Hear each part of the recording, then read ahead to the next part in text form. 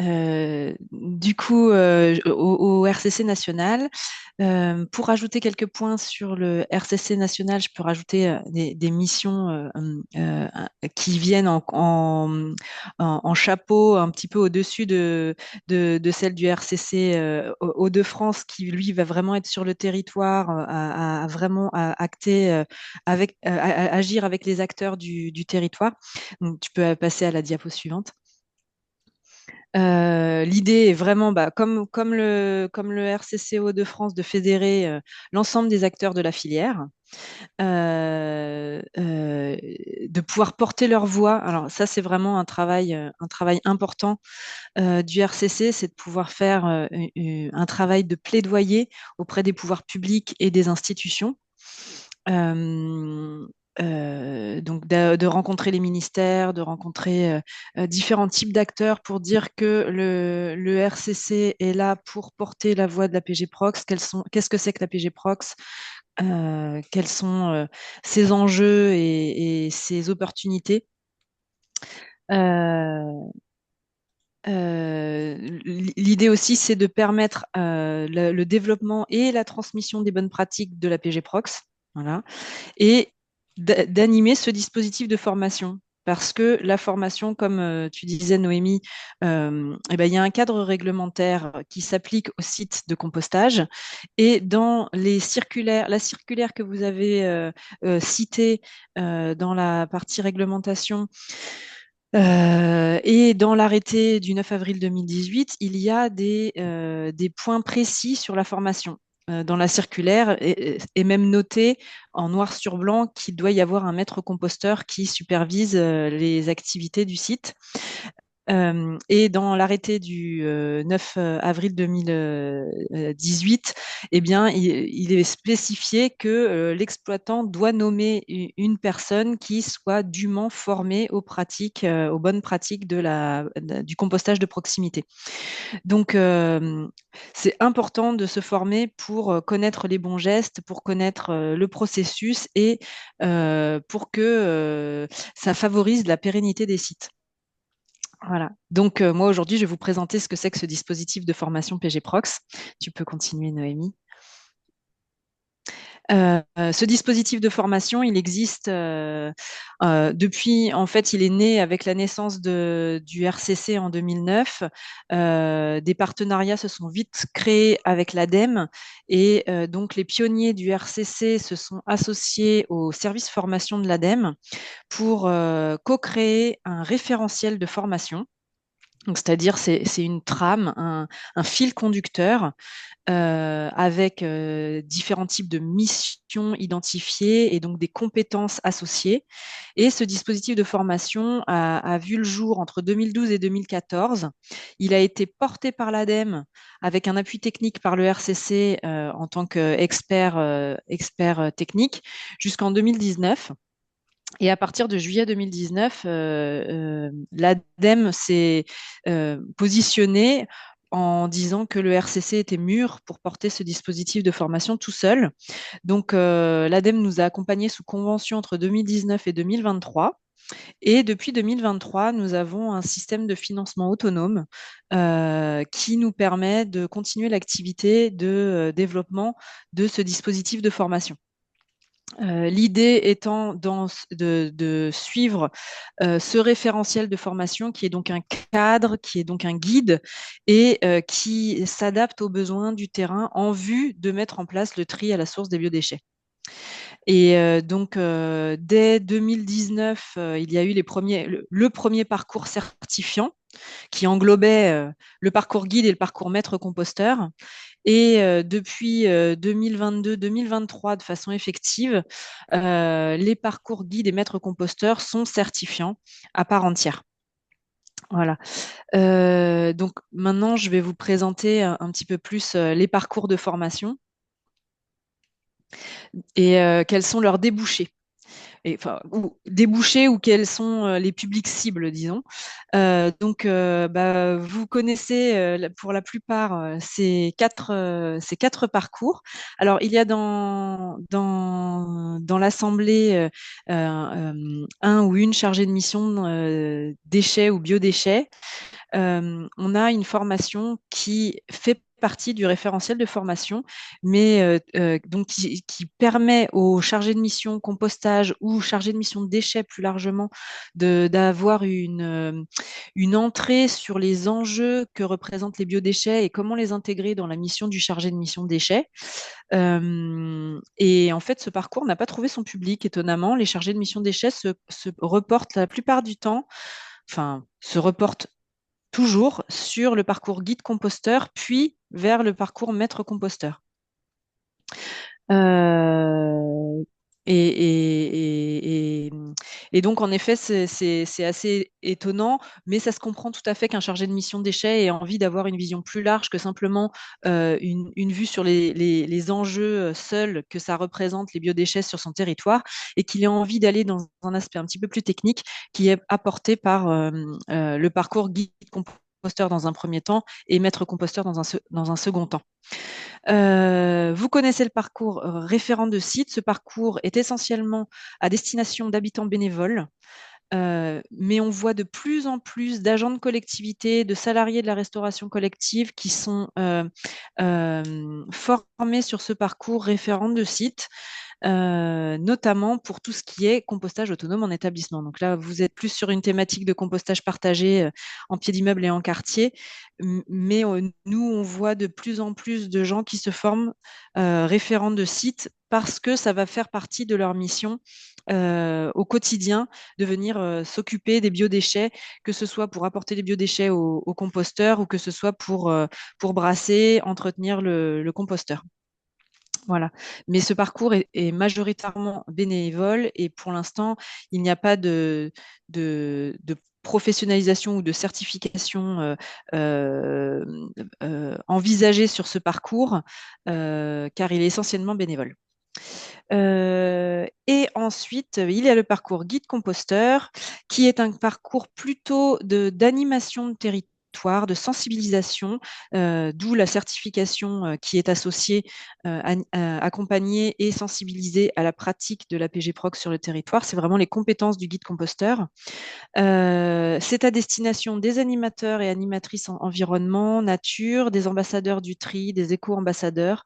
Et ce que je vous disais tout à l'heure, beaucoup de chargés de mission compostage se tournent vers ce parcours-là pour entrer dans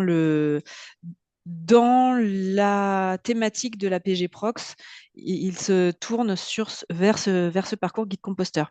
Et nous essayons de toucher des profils divers, comme notamment les ouvriers paysagistes, parce qu'on a un gros gisement avec les déchets verts. Et donc, c'est important de pouvoir les toucher aussi via ce parcours de formation. Pour prendre un petit peu plus de hauteur stratégique, il y a ensuite le parcours guide composteur. Donc, il est nécessaire d'être guide composteur pour pouvoir entrer dans le parcours maître composteur. Et il faut pouvoir prouver qu'on dispose des compétences associées à la certification guide composteur pour pouvoir entrer dans le parcours maître composteur. Et donc, le maître composteur a un rôle plus stratégique sur le territoire. Et donc, les débouchés et les profils cibles sont les chargés de mission, les chargés de projet prévention déchets, chargés de mission compostage, tout ce qui a rapport avec le service déchets, mais aussi des chefs d'équipe d'animateurs, des responsables qualité, hygiène, sécurité, environnement ou responsabilité sociétale des entreprises.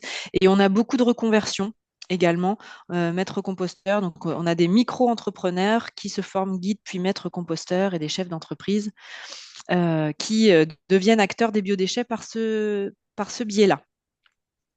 Alors, je vais rentrer un petit peu plus dans le détail des parcours. Le parcours référent de site, alors on n'est pas référent de site en ayant suivi une initiation au compostage. On est référent de site quand on a suivi une journée de formation. Donc, le référent de site, c'est vraiment une personne ressource qui est associée à un site de compostage. Et donc, il est important qu'il puisse être formé d'une part sur la pratique du compostage, comment est le processus, qu'est-ce qui se passe dans le composteur, mais aussi, il est important qu'il ait une spécialisation en fonction du type de site qu'il va animer. Et là, en l'occurrence, bah, vous parlez de compostage partagé. Il est important de connaître les spécificités du compostage partagé. Et en une demi-journée, ce n'est pas possible d'apporter tous ces apports, d'avoir toutes ces notions-là, comment on gère un groupe, comment on accueille les usagers, comment on les informe, euh, comment on gère le site, quel affichage. Enfin voilà, c'est très important. Le référentiel de formation est construit comme ça, avec une demi-journée d'initiation au compostage en tant que tel, qui pourrait être une demi-journée de formation délivrée aux particuliers qui font leur compostage dans leur jardin, parce que c'est vraiment les bases du compostage, et une demi-journée de spécialisation.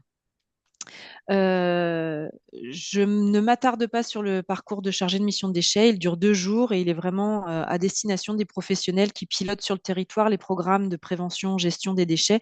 Mais ces enjeux sont quand même abordés dans le parcours maître composteur. Alors, les parcours qui sont professionnalisants sont les parcours guide et parcours maître composteur. On est guide composteur à partir du moment où on a suivi les modules fondamentaux du parcours et qu'on a fait un module de spécialisation. Donc, on dit qu'on est guide composteur partiel, nous, dans notre jargon.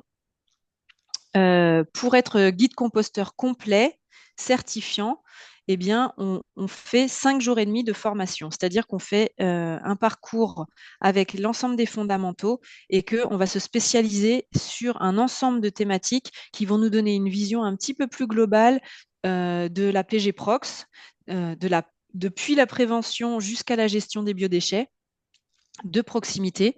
Et donc, le guide composteur, c'est vraiment cette personne qui accompagne les habitants d'un territoire dans des démarches de PG-Prox. Donc, on va aussi entrer dans des aspects de communication et comment on aborde les habitants, comment on gère un groupe de référents de site. Voilà, donc sur 5 jours et demi, vous avez des spécialisations, enfin, vous avez 2 jours de formation sur des fondamentaux. Qu'est-ce que c'est qu'être un guide composteur, des approfondissements sur ce que c'est que le compostage et comment on communique. Et ensuite, vous avez des spécialisations. Alors, spécialisation gestion des déchets. Gestion intégrée des déchets verts, le compostage partagé, le compostage autonome en établissement, aussi une initiation à tout ce qui est lombricompostage. C'est important de savoir quand on va sur un stand, quand on est guide composteur, on va souvent sur des stands et on présente un panel de solutions et on peut aussi aborder la notion de toilette sèche. Et c'est important d'avoir l'ensemble de ces notions pour pouvoir présenter les solutions de compostage de proximité. Et j'ai parlé de prévention. Il est important aussi d'avoir, pour un guide composteur, des notions de lutte contre le gaspillage alimentaire. Donc, il y a aussi un module de spécialisation qu'il est intéressant de faire remarquer que les agents de restauration collective aiment à suivre dans le cadre d'un parcours référent de site, par exemple. Ils vont prendre un parcours de spécialisation prévention, lutte contre le gaspillage alimentaire. Donc ça, c'est le parcours de guide composteur. Et quand on a suivi le parcours complet, on a la possibilité de faire certifier son parcours. Et pour cela, on passe à un examen écrit et un examen oral. Et à l'issue cet examen, on est certifié guide composteur. Et donc, une fois qu'on est certifié guide composteur, une fois qu'on a suivi le parcours complet guide composteur et qu'on est capable de montrer qu'on maîtrise les compétences associées à la certification, on peut rentrer en parcours maître composteur. Voilà. Et le maître composteur, bah, lui, il monte à une échelle supplémentaire, c'est-à-dire que lui, il va orchestrer et mettre en œuvre les opérations de PGProc sur un territoire. Donc, on va dire qu'il a une notion d'enjeu et stratégique va un petit peu, qui va au-delà de ce que va faire le guide composteur. Et du coup, le maître composteur va être en mesure de gérer des groupes de guides composteurs, de gérer des groupes de référents de sites. Euh, euh, je vois vos questions au fur et à mesure, mais je vais voir comment je peux y répondre au fur et à mesure. Du coup, le parcours maître composteur dure 7 jours et donc permet de prendre une distance un petit peu plus et une notion d'enjeu pour aussi accompagner des projets de territoire en matière de PGProx. À l'issue, alors tu peux passer à la diapo suivante, Noémie, merci. Voilà, ça récapitule tout le parcours. Quand on est guide composteur partiel, on fait des fondamentaux de 2 jours et un module de spécialisation. Alors, la différence avec un parcours chargé de mission déchets, c'est qu'en fait, dans le parcours chargé de mission déchets, il n'y a pas vraiment de pratique. Dans le parcours guide composteur, les fondamentaux, vous avez 2 jours, dont une journée complète sur de la pratique. Qu'est-ce que c'est qu'un composteur? Qu'est-ce qu'il y a dans le composteur? Comment on fait un compost? Enfin, on a vraiment une journée complète sur le compost. Alors que quand on est chargé de mission déchets, on va vraiment entrer sur une échelle macro et on va vraiment survoler les aspects techniques, voire ne pas les aborder. Donc, c'est vraiment la différence entre les deux.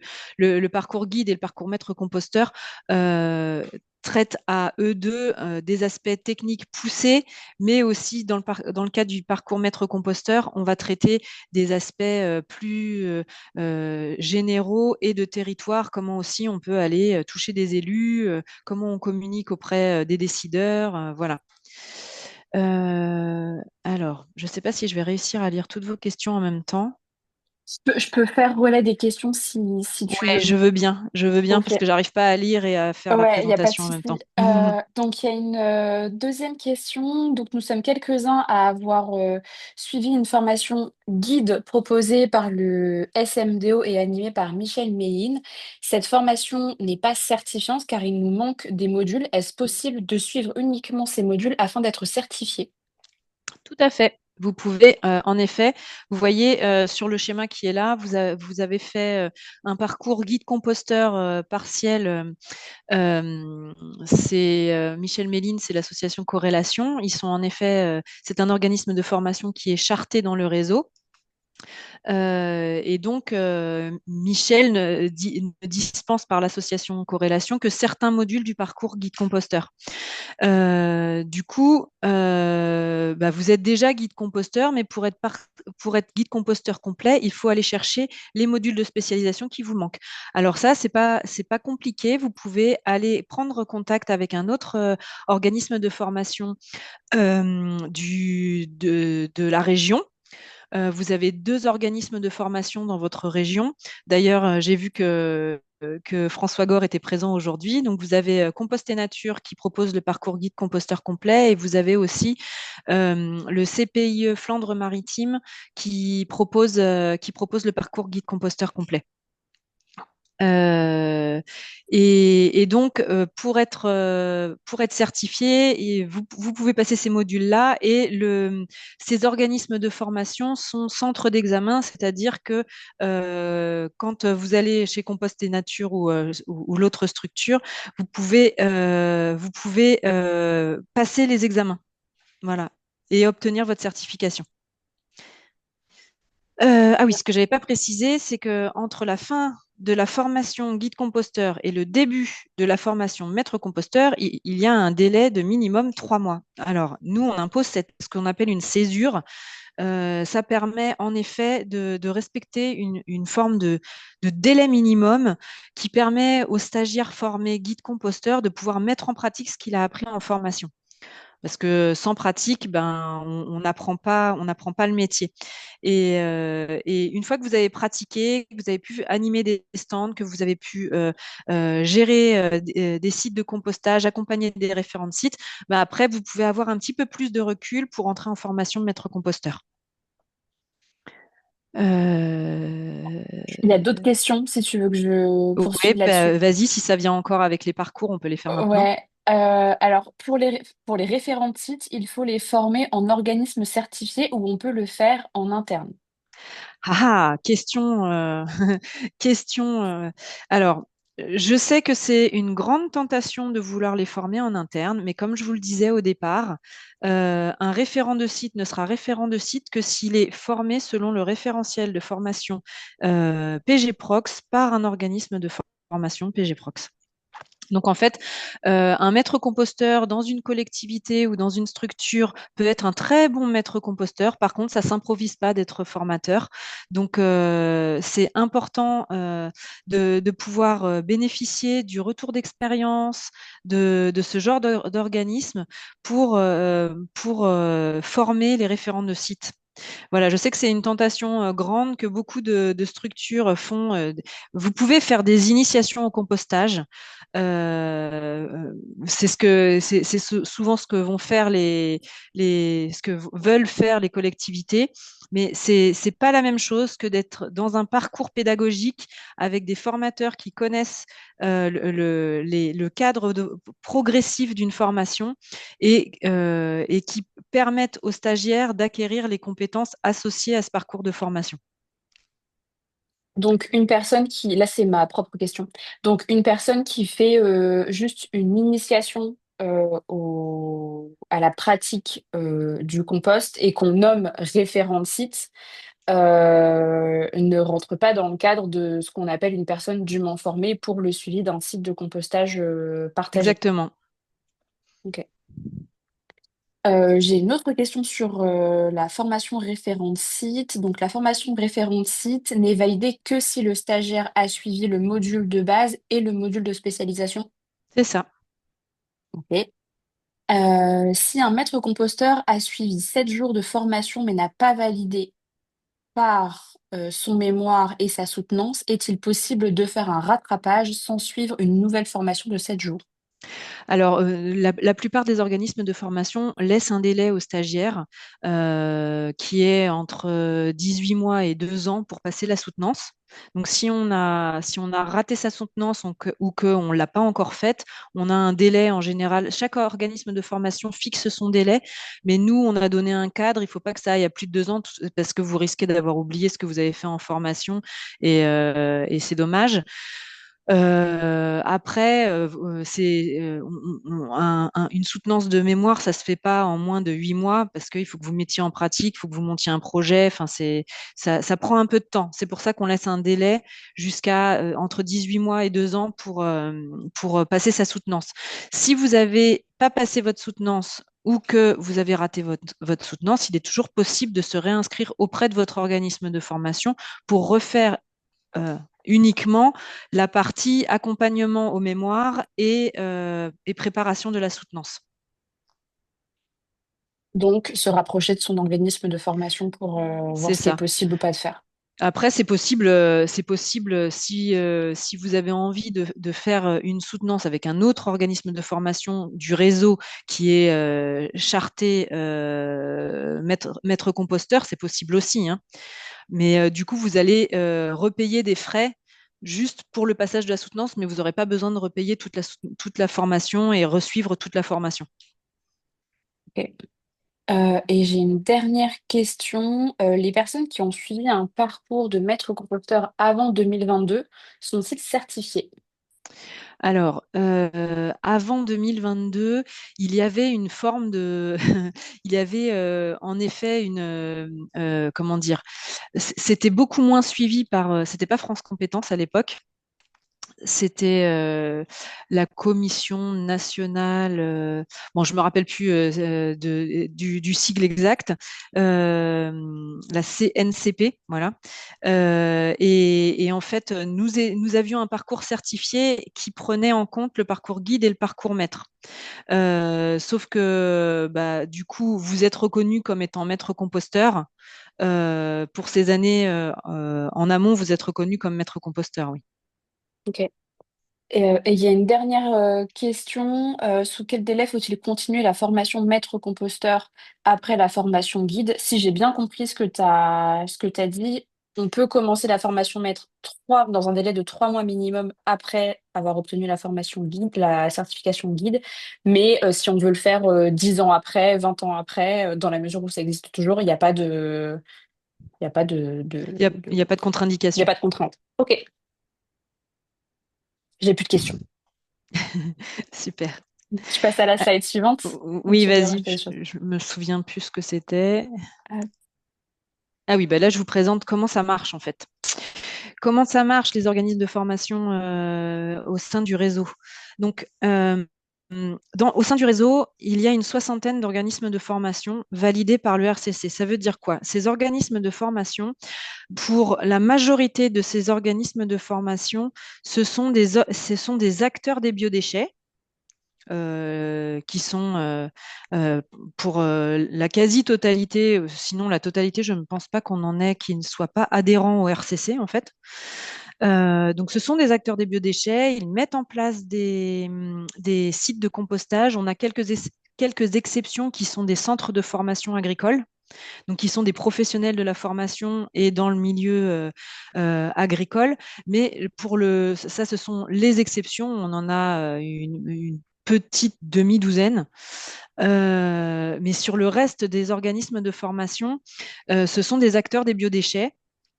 Et ils ont cette particularité d'être agréés centre de formation, d'être agréés organisme de formation. Et donc, nous, ce qu'on fait, c'est pour ça que j'insiste sur le fait que même les référents de site, ils doivent être formés par des organismes de formation, parce que ça rentre dans un cadre qui va vous donner une garantie de la qualité des formations. Et donc, on demande aux organismes de formation de suivre une procédure de chartage. Voilà. Alors, c'est-à-dire que à l'issue de cette procédure de candidature, on signera une charte conjointe. C'est pour ça qu'on les appelle les organismes de formation chartés. Cette procédure, elle est assez exigeante. Il faut qu'il soit organisme de formation, il faut qu'il dispose en interne d'un maître composteur qui soit pour nous, notre correspondant, garant technique et pédagogique des formations. C'est-à-dire que, comme je vous disais tout à l'heure, ce maître composteur, eh ben, il est garant technique, il connaît le métier sur le terrain, mais aussi d'un point de vue pédagogique, ce maître composteur, eh ben, c'est un formateur aussi. Et donc, il connaît ce que c'est qu'un schéma pédagogique, il sait ce que c'est qu'un déroulé pédagogique, et donc comment on peut former au mieux les stagiaires. Et alors, pour les parcours certifiants, cette structure doit être Calliope. Donc, vous voyez, c'est quand même un cadre un petit peu formel qu'on demande. Alors, pour les parcours référents de site, on a pas mal d'organismes de formation du réseau qui sont uniquement chartés pour ce qu'on appelle un périmètre de charte référent de site. Ça veut dire qu'ils dispensent des formations référents de site uniquement. On ne leur impose pas d'être Calliope pour le moment parce que comme les formations ne sont pas certifiantes, ces structures-là et les stagiaires ne peuvent pas faire appel à leur compte personnel de formation pour financer leur formation.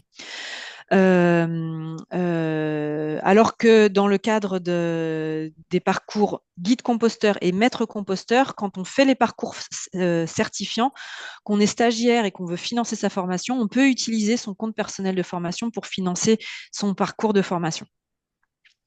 Et quand je vous parlais de qualité tout à l'heure, il y a donc une procédure exigeante de candidature des organismes de formation. Ils m'envoient leur dossier de candidature, moi je l'épluche et après on passe ce dossier en commission, c'est-à-dire qu'on a un administrateur du réseau Compost Citoyen et un représentant des organismes de formation qui, avec moi, étudie, épluche ces dossiers de candidature et selon une grille de critères, on dit bah, ça rentre pas dans les cases, ça rentre ou pas dans les cases. Et OK, eh ben, on peut présenter au comité de pilotage du dispositif la candidature de cet organisme de formation ou pas. On va leur proposer bah, de s'améliorer sur tel ou tel point et de revenir plus tard.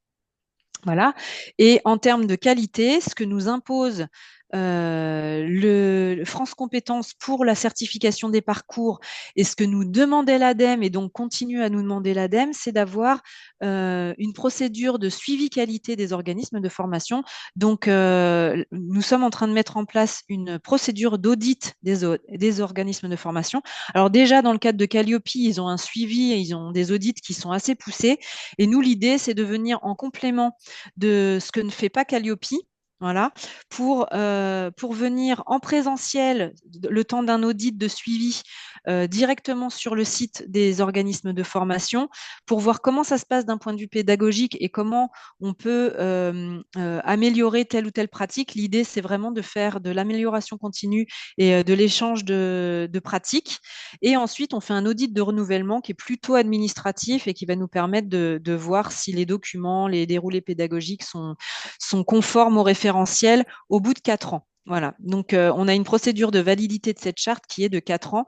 Et tout au long du processus, tous les 2 ans, il y a un processus d'audit pour permettre l'amélioration continue des organismes de formation et nous permettre d'assurer notre rôle d'organisme certificateur. Et dans le cadre de cette amélioration continue, le référentiel de formation qui date maintenant de 2014, alors vous voyez, ça commence à dater un peu, il y a eu des améliorations qui ont été faites. Tous les ans, on se regroupe avec les organismes de formation du réseau, on fait ce qu'on appelle des journées des organismes de formation. Parce que la plupart du temps, comme on est dispatché, les 60 organismes de formation sont dispatchés en France, on se voit en visio, c'est plus difficile de travailler et de faire avancer des points précis, des points de travail pour harmoniser les parcours de formation.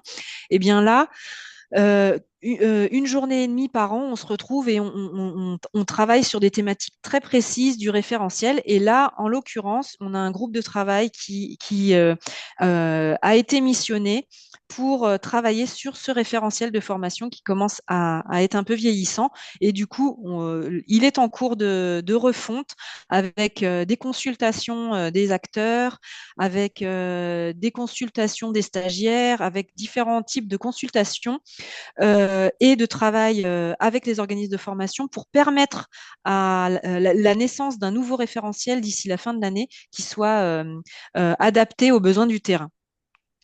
Et voilà, et ce que je vous disais tout à l'heure, du coup, dans ce cadre qui est assez formel, exigeant, eh ben, un guide composteur ou un maître composteur ne peut pas s'improviser formateur. Vous pouvez toujours faire des initiations, vous entraîner en faisant des initiations, des animations, c'est très bien. Et après, si vous voulez, vous pouvez postuler auprès d'un organisme de formation pour être un intervenant extérieur, si vous voulez. Mais par contre, votre collectivité n'a pas mission à être organisme de formation, n'a pas vocation à former des gens. Donc, je vous invite fortement à vous tourner vers des organismes de formation chartés. Et si vous avez des questions ou des compléments, n'hésitez pas à vous tourner vers moi pour tout ce qui est justement ce chartage, la qualité des formations. Je pourrais répondre à vos questions. Et il y a également ma collègue Julie Collin qui, elle, est vraiment spécialisée sur la partie certification des parcours. C'est elle qui est en contact avec les stagiaires quand les stagiaires passent leurs examens oraux de guide composteur. Et donc, c'est avec elle que vous êtes en contact quand vous recevez vos certifications, enfin vos diplômes, vos parchemins de certification. Voilà. Je crois que j'ai fait le tour. Ouais, il y a une question de Brigitte. Je suis je suis pas fan d'avoir bien compris du coup, Brigitte, si tu m'entends et que tu veux poser en direct ta question, vas-y.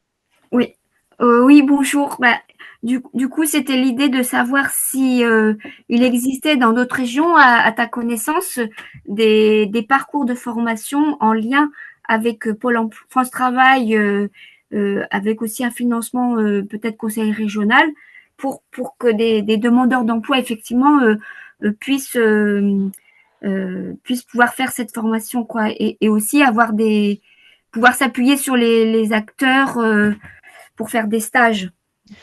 Oui, alors on a un exemple dans le réseau et ça se passe en Bretagne. C'est une des exceptions du réseau parce que l'organisme de formation qui est charté est un centre de formation agricole. Voilà.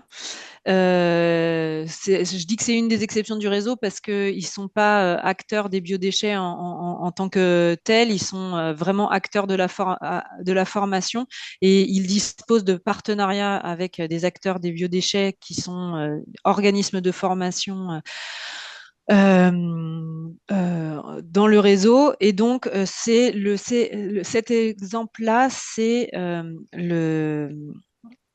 Ah, mince.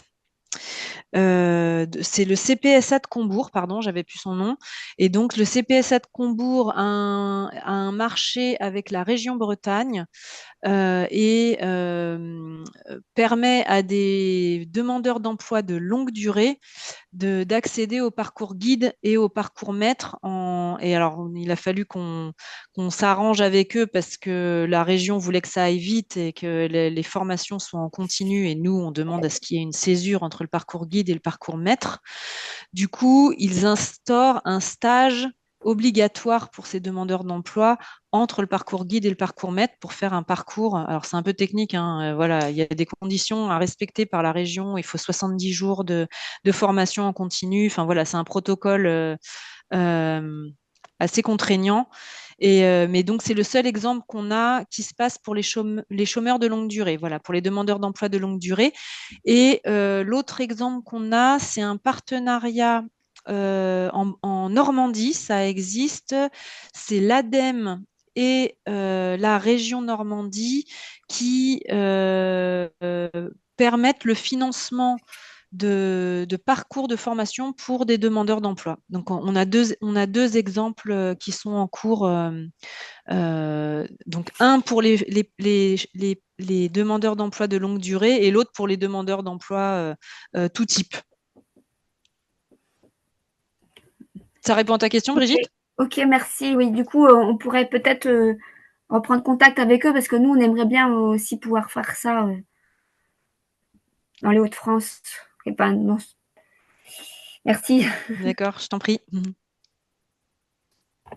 Et ben, si tu as besoin de contact, moi, je peux t'orienter vers les organismes de formation qui se sont chartés, du coup, euh, et pour leur demander comment ils ont procédé, si tu veux. D'accord, merci. Oui. Je me suis permis de passer à la slide suivante. Donc, sur cette slide-là, vous retrouverez quelques liens cliquables qui mènent directement au site du RCC national pour garder en mémoire plus d'informations sur le dispositif de la PG Prox, d'avoir en visu aussi le catalogue de formation et trouver la formation et votre organisme de formation pour vous former et également l'annuaire des organismes de formation dont on voit la carte juste là. Et je crois que après on passe au volet plutôt questions. Donc n'hésitez pas à soit utiliser le chat, soit à prendre la parole. C'est parfois plus simple pour reposer peut-être un contexte si nécessaire, à poser vos questions en direct à Cécile. Généralement, c'est le petit moment de blanc. Voilà, c'est ça. Est-ce qu'on a répondu à toutes vos questions? Ouais, je t'ai relayé toutes les questions. Ok. Bonjour, Bonjour. c'est Bonjour. Edouard. J'ai une petite question. Du coup, aujourd'hui, quelqu'un qui n'a pas du tout de formation, qui voudrait devenir maître composteur, Le parcours minimum, il sera de 8, 9, 10, 11, il sera d'1 an à peu près. Depuis le début de la formation guide jusqu'à la fin de la formation maître, Ouais, oui, oui. ok. Et alors, moi, j'ai passé le parcours maître composteur il y a un petit moment déjà. Aujourd'hui, sur la partie maître composteur, on a une épreuve écrite, une épreuve orale et la soutenance après. Alors, sur le parcours maître composteur, non, il y a une formation de 6 jours et le 7e jour, c'est l'équivalent de la soutenance en fait. D'accord. Mais ce qu'il y a, c'est que on va faire souvent ce qui se passe, c'est qu'on fait 3 jours de formation, il y a un mois de césure, 3 autres jours de formation, ça fait les 6 premiers jours de formation de maître composteur, et après, on a en général, l'organisme de formation nous laisse 6 mois 6-8 mois pour faire le projet, en fait. Ok. C'est-à-dire que là, l'organisme de formation, il compte un jour de formation, mais il va passer pas mal de petits moments avec le stagiaire pour l'accompagner dans son projet, analyser le plan du rapport, le conseiller pour dire bon bah est-ce que ça répond bien aux différentes compétences qu'on attend à la fin de la soutenance. Voilà, donc chaque stagiaire a un tuteur à ce moment-là qui Mhm. l'accompagne pour aller jusqu'à la soutenance. Ok. Ok. Super. Merci. Et juste petite question supplémentaire. On a des résultats d'obtention du diplôme de maître composteur par rapport au nombre de personnes qui s'inscrivent à la formation. Oui, on a un très très bon taux de réussite. On est à 95% pour les deux parcours de formation. Et les 5%, c'est des personnes qui ne se présentent pas jusqu'au bout ou qui n'obtiennent pas? Non, on va dire que le taux de réussite est de 95% pour les personnes qui se présentent. Ok, d'accord. Ça marche. Merci beaucoup. Est-ce qu'il y a d'autres questions? Oui, bonjour, Aude Ferré à la CCPV. Je reviens sur ma question par rapport à la formation des fondamentaux organisée avec Michel Méline. Est-ce que les deux autres organismes accepteraient de nous prendre en formation juste pour le complément ou est-ce qu'il faudra refaire tout? Ah ben non, non, ils peuvent vous accepter juste pour les modules qui vous manquent. D'accord. Je vais me rapprocher d'eux. Alors, je vous remercie beaucoup. Je vous en prie. D'autres questions?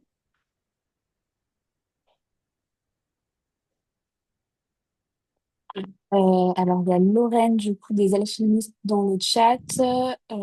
Quel est le taux de candidature ayant suivi la formation MC, donc maître composteur, qui ne se présente pas à l'examen? Est-ce que tu Alors as ça, je cette... l'ai pas ce taux. Non, je l'ai pas ce taux. Mais je pourrais l'obtenir. Je pourrais le mettre dans le mail de suite si tu l'as pas là sous le Mm. coude, à la fois peut-être pour maître et aussi pour guide, comme ça on aura l'info pour les deux. Donc rendez-vous à la lecture du mail de suite où il y aura le replay de cette session. Est-ce qu'il y a d'autres questions?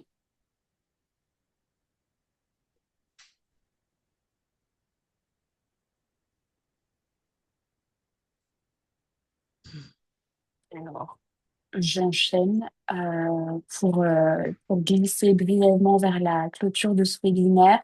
Simplement pour vous rappeler du coup les prochaines dates et rencontres du RCC des Hauts-de-France.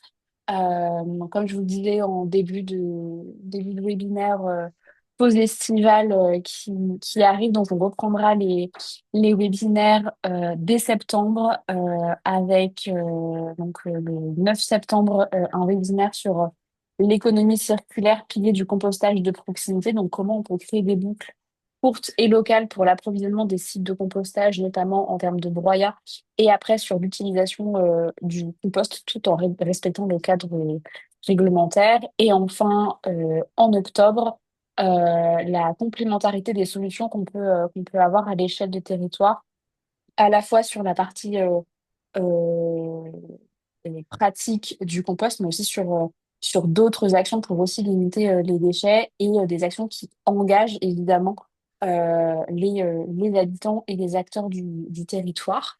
Et ensuite, on ne sera pas sur un webinaire, mais on sera sur la rencontre régionale du réseau Compost Citoyen, donc des Hauts-de-France. On n'a pas encore validé le lieu, je crois que c'est dans les tuyaux, l'information arrivera prochainement, mais vous pouvez déjà bloquer votre agenda. Généralement, ça se passe sur la journée. Donc, euh, donc voilà, n'hésitez pas à noter l'information. Moi, je vais vous renvoyer le lien d'inscription pour les prochains webinaires et pour ce qui est pour la rencontre départementale, ce sera dans des mails bien spécifiques ou dans la newsletter aussi qui vous est envoyée mensuellement, si je ne dis pas de bêtises. Toujours pas de nouvelles questions dans le chat.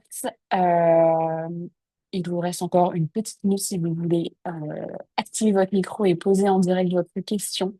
Euh, Sans quoi, je n'ai plus qu'à vous, enfin déjà à te remercier Cécile pour tes éléments. Avec plaisir. Ce fut un plaisir d'animer et d'organiser ce webinaire avec toi.